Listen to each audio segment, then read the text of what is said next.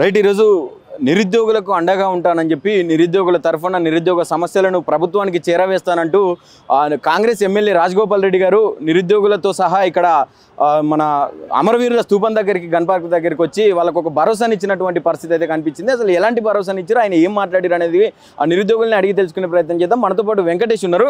నమస్తే బ్రదర్. నమస్తే. ఏంటి ఎలాంటి హామీని ఇచ్చారు, ఎలాంటి భరోసాని ఇచ్చారు నిరుద్యోగులకు? అంటే రాజగోపాల్ రెడ్డితో నిరుద్యోగ సమస్యలు ఏమైనా తీరే అవకాశాలు ఉన్నాయి?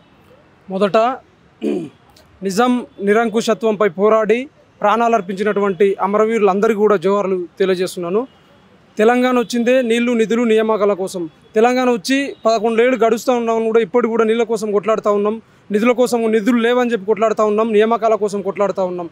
ఒకటే కాంగ్రెస్ ప్రభుత్వం గత ప్రభుత్వంలో 10 ఏళ్ళుగా మేము అణచివేసినందుకు కాంగ్రెస్ ప్రభుత్వాన్ని మేము ఎన్నుకున్నాం. ఆ రోజు ఢిల్లీ నుంచి రాహుల్ గాంధీ గారు ఎలక్షన్కు ముందు వచ్చి కాంగ్రెస్ పార్టీని గెలిపించండి అని చెప్పినాం. 2 సంవత్సరాలు గడుస్తూ ఉన్నా ఇప్పటికి కూడా వాళ్ళు ఇచ్చినటువంటి ఒక్క హామీని కూడా నెరవేర్చకపోగా నిరుద్యోగులను కించపరిచే విధంగా సీఎం స్థాయిలో ఉన్నటువంటి రేవంత్ రెడ్డి గారు ఉద్యోగాలు ఎక్కువైపోయి ధర్నాలు చేస్తున్నారని చెప్పి మనోభావాలు దెబ్బతిన్న విధంగా మాట్లాడడం నిజంగా మాకు చాలా బాధ అనిపిస్తూ ఉంది.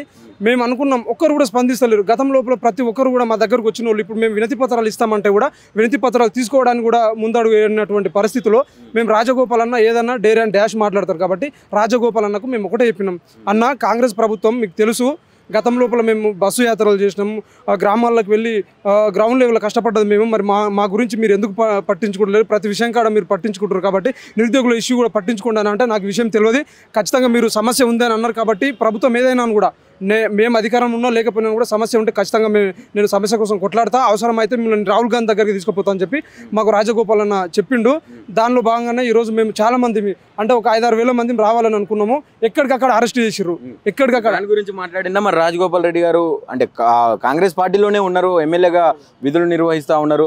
మరి ఇప్పుడు ఆ అణచివేతల గురించి కావచ్చు, ఈ అక్రమాల గురించి, ఈ నిర్బంధాల గురించి మాట్లాడే ప్రయత్నం చేసిరా? అసలు ఏం చెప్తారు దానికి? రాజగోపాల్ అన్నకు అదే చెప్పినాం, అన్న ఇక్కడికి వస్తా అంటే చాలా మందిని అరెస్ట్ చేశారు, ముందస్తు అరెస్ట్ చేశారు, నైట్ అరెస్ట్ చేశారు, రానియట్లేదు, చాలా నియంతృత్వంగా వ్యవహరిస్తున్నాం, పోలీసులను అడ్డం పెట్టుకుని మా మీద దాడులు చేసే ప్రయత్నం చేస్తున్నానంటే అన్న ఒకటే మాట చెప్పిండు, నా పరిధి ఎంతవరకు ఉందో అంతవరకు నేను మాట్లాడగలుగుతా, ప్రస్తుతం ఖచ్చితంగా మీకు ఏమన్నా అయితే నేను ఉంటా, అవసరమైతే రాజీనామా అస్త్రాన్ని కూడా వదులుతా అని చెప్పి మాకు హామీ ఇచ్చిండు.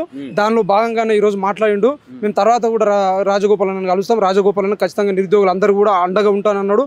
నిరుద్యోగుల కోసం సీఎం దగ్గర కాదు కదా రాహుల్ గాంధీ దగ్గర కూడా తీసుకుపోతా అని చెప్పిండు. మాకు ఆ హామీ చాలు. మేము ఒకటే చెప్పినాం, రాజగోపాల్ అన్న మీరు ఖచ్చితంగా మాకు అండగా ఉండాలి, కాంగ్రెస్ పార్టీలో ఏ వ్యక్తులు కూడా మమ్మల్ని పట్టించుకోవట్లేదు అని చెప్తే రాజగోపాల్ అన్న అర్థం చేసుకున్నాడు. అర్థం చేసుకుని మాకు క్లియర్ కట్గా చెప్పిండు, 100% రాహుల్ గాంధీ దగ్గర తీసుకుపోతాం. వాళ్ళు ఏదైతే 50,000 ఉద్యోగాలు కాంగ్రెస్ గవర్నమెంట్ ఇచ్చిన మనం అన్నదో మిగిలిన 150,000 ఉద్యోగాలు ఉన్నాయో ఆ 150,000 ఉద్యోగాలు ఖచ్చితంగా నేను ఇప్పించే ప్రయత్నం చేస్తా అని చెప్పి కూడా రాజగోపాల్ అన్న మాకు హామీ చెప్పిండా మీతో? నేను ఖచ్చితంగా మీ విషయంలో ఎంతవరకైనా పోరాడతా, ఇప్పుడు మీరు అన్నట్టుగా రాజీనామా అస్త్రాన్ని కూడా విసిరే అవకాశం ఉంటుంది అని చెప్పిరా మీతో? 100% రాజీనామా అస్త్రాన్ని కూడా ప్రయోగిస్తా అని చెప్పిండు. ఎందుకంటే అన్నకు తెలుసు నిరుద్యోగులు కాంగ్రెస్ గవర్నమెంట్ వచ్చిన తర్వాత 6 మంది నిరుద్యోగులు చనిపోయారు. గ్రూప్ 1 ఇష్యూలో చాలా అవకతవకలు జరిగినాయి, మాకు అనుమానాలు ఉన్నాయి, అవమానాలు నివృత్తి చేయండి మా అనుమానాలు అంటే వాళ్ళు ఏమంటారు అంటే లేని ఆరోపణలు చేస్తున్నారు అని చెప్పి టీజీపీఎస్ చెప్పింది. కానీ మా ఆరోపణలు అంటే మేము ఏవైతే అనుమానాలు వ్యక్తం చేసినా అనుమానాలు కూడా ఒక్కటి కూడా సమాధానం లేకపోతుంది టీజీపీఎస్. సో ఇవన్నీ రాజగోపాల్ అన్న దృష్టికి తీసుకుపోయినాం. రాజగోపాల్ అన్న కూడా మాకు స్పష్టంగా హామీ ఇచ్చిండు. 100% వీటిలో నాకు కొంచెం అవగాహన లేదు కాబట్టి నేను తెలుసుకుంటా, దీని గురించి స్పష్టంగా తెలుసుకున్న తర్వాత మీకు ఏదో ఒకటి చెప్తా అని చెప్పి రాజగోపాల్ అని చెప్పి దానిలో భాగంగానే ఈరోజు కూడా ఆయన మాట్లాడిండు. మాకు అండగా ఉంటా అని చెప్పి రాజగోపాల్ రెడ్డి ఉంటాడని చెప్పి మాకు నమ్మకం కూడా ఉంది. అంటే ఇప్పుడు కాంగ్రెస్ ప్రభుత్వం ఎమ్మెల్యే కాంగ్రెస్ ప్రభుత్వంతో కొట్లాడే అవకాశాలు కనిపిస్తున్నాయి అనుకోవచ్చా? 100% కనిపిస్తున్నాయి. ఎందుకంటే గతం లోపల కాంగ్రెస్ ప్రభుత్వంలో ఎమ్మెల్యేగా ఉండి కూడా ఆయన రాజీనామా చేసిన విషయం తెలుసు. ఇప్పుడు కూడా రాజీనామా చేస్తా అని కూడా మాకు చెప్పిండు. అంటే నిరుద్యోగ సమస్యలు జెన్యున్ సమస్యలు నిజంగానే జెన్యున్ ఆస్పిరెంట్ చాలా మంది కొట్లాడుతూ ఉన్నారు. ఉద్యోగాలు రాక 2 సంవత్సరాల నుంచి రోడ్ల మీద తిరుగుతూ ఉన్నారు.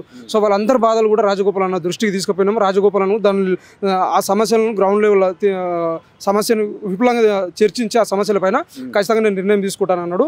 ఇంకా మేము చాలామంది వెళ్ళి రాజగోపాల్ అన్న కలిసి ఇంకా విపులంగా చెప్పే ప్రయత్నం చేస్తాం.